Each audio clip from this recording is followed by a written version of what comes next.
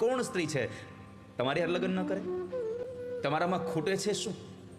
રૂકમણીએ કહ્યું ધીમેકથી, એક તો તમને ક્રોધે ઓછો આવે છે. કૃષ્ણને ક્રોધ બહુ ઓછો આવતો હતો, પણ એક વસ્તુ જોયા જેવી હતી હો. કૃષ્ણને તો ક્યારેક ક્રોધ આવ્યો છે, પણ રાધાને એક પણ પુરાણમાં એક પણ ગ્રંથમાં લખ્યું નથી કે રાધાજી ક્રોધે ભરાયા હતા.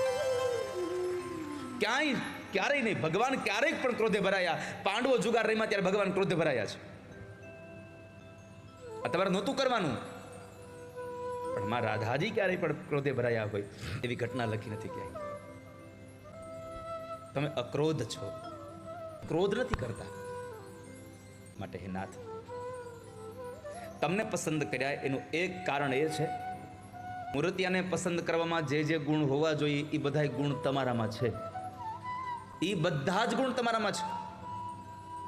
આ સંસારના જેટલા પણ પુરુષો છે એમાં જે ગુણ છે બધા, ઐશ્વર્ય, ધન, વૈરાગ્ય, ધર્મ, ત્યાગ, રૂપ, આ જે બધું છે એમાંથી એકાદ બે વસ્તુ કોઈ માણસમાં હોય, બધી વસ્તુ ન હોય. પણ તમારામાં તો એક સાથે બધી વસ્તુ છે. એટલે આ સંસારની કોઈ સ્ત્રી તમને પતિ બનાવવામાં ક્યારેય ના પાડી શકે એવું કોઈ કારણ છે જ નહીં. અત્વા મુકુંદ મહતી કુલશીલ રૂપ વિદ્યા વયો દ્રવિણ ધામ વિરાત્મ તુલ્યમ વિરાપતિમ કુલવતી નવૃણીત કન્યા કાલે નૃસિંહ નરલોકમનો વિરામમ. કાલે નૃસિંહ નરલોક મનોભિરામમ. ભગવાન, તમારું કુટુંબ સારું છે. દીકરા દીકરીનું વ્યવિશાળ કરવું હોય ત્યારે પેલું કુટુંબ જોવું. અત્યારે તો પૈસા જ જોવામાં આવે. તમારું કુટુંબ સારું છે, તમારું ચારિત્ર્ય સારું છે, તમારું રૂપ સારું છે, તમારી વિદ્યા સારી છે, તમારી વય બરાબર છે, તમારો પૈસો બરાબર છે, અને તમારું ઘરે હારામ હારું છે.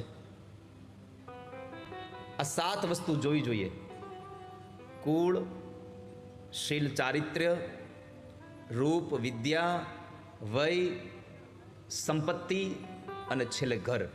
આ બધું જ તમારામાં સારું છે.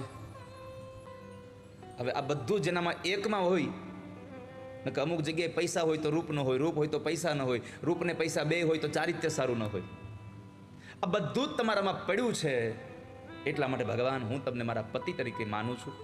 મેં મનથી તમને મારા પતિ માન્યા છે. હું મનથી તમને વરી ચૂકી છું. તમે મને પત્ની માનતા હો કે ન માનતા એની મને ખબર નથી, પણ હું તમારી પત્ની છું. હું તમારો અંશ છું. અને પરમાત્માએ કહ્યું છે, મમે વાંશો જીવલોકે જીવભૂત સનાતન. આ સંસારનો દરેક જીવાત્મા મારો અંશ છે, તો હું તમારો અંશ છું. માટે ભગવાન, મેં તમને પતિ તરીકે માન્યા છે. અને જો તમે મને પત્ની તરીકે માનતા હો, તમે મને પત્ની બનાવતા હો, તો એમ ન કહેતા તમે વહી આવો, તમારે મને લેવા આવી પડશે.